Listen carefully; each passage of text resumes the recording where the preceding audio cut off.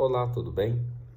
Analisando aqui os capítulos 5 a 8 da primeira carta de Paulo aos Coríntios, nós vemos mensagens aqui que são poderosas e que nos levam à reflexão em nossos dias quanto à necessidade de buscarmos maior unidade, buscarmos mais a compreensão da palavra de Deus para resolvermos as desavenças na igreja. Capítulo 5, ele fala sobre as impurezas e as repreensões. Paulo, ele repreende a igreja e ele mostra que a igreja mesmo deve repreender aqueles que são impuros, aqueles que não fazem a vontade de Deus, principalmente relacionado às questões matrimoniais, né?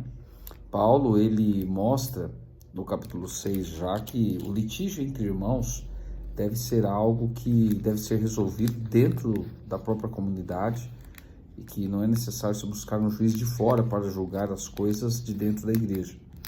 Também o capítulo 6 ainda fala sobre a questão da sensualidade, depois as perguntas relacionadas no capítulo 7 ao casamento. Paulo ele entra nesses assuntos porque aparentemente havia um problema de incesto ali naquela igreja, de um homem que agora estava se casando com a esposa do seu pai. E isso não deveria ser aceito pela igreja porque era antibíblico.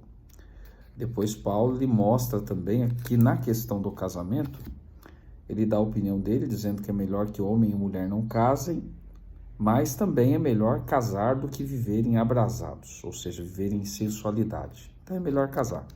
E Paulo, ele, quando fala que o melhor é não casar, ele está principalmente vislumbrando questões missionárias.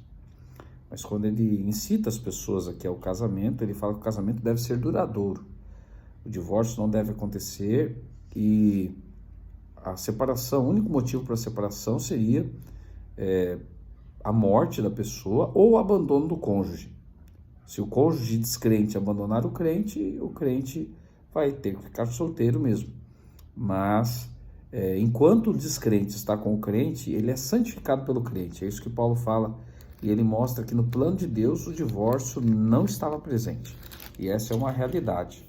A Bíblia ela não aprova, Deus odeia o divórcio.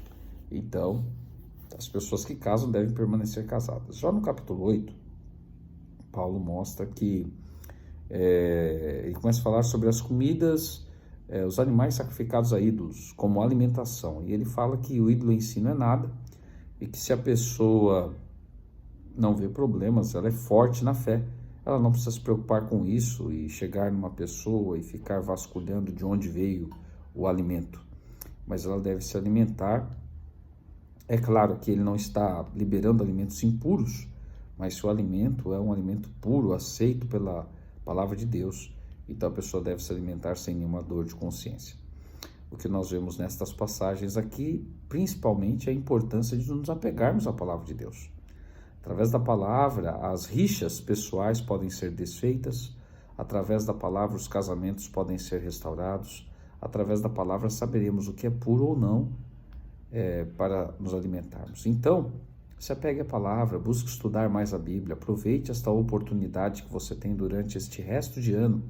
Se você ainda não começou, comece a fazer um ano bíblico, mesmo que seja como no Revivados por sua palavra, estudando um capítulo por dia. Tenho certeza que se você fizer isso, você vai crescer no conhecimento, você vai crescer na espiritualidade e você vai estar mais próximo, porque você vai conhecer, você vai estar mais próximo de fazer a vontade de Deus.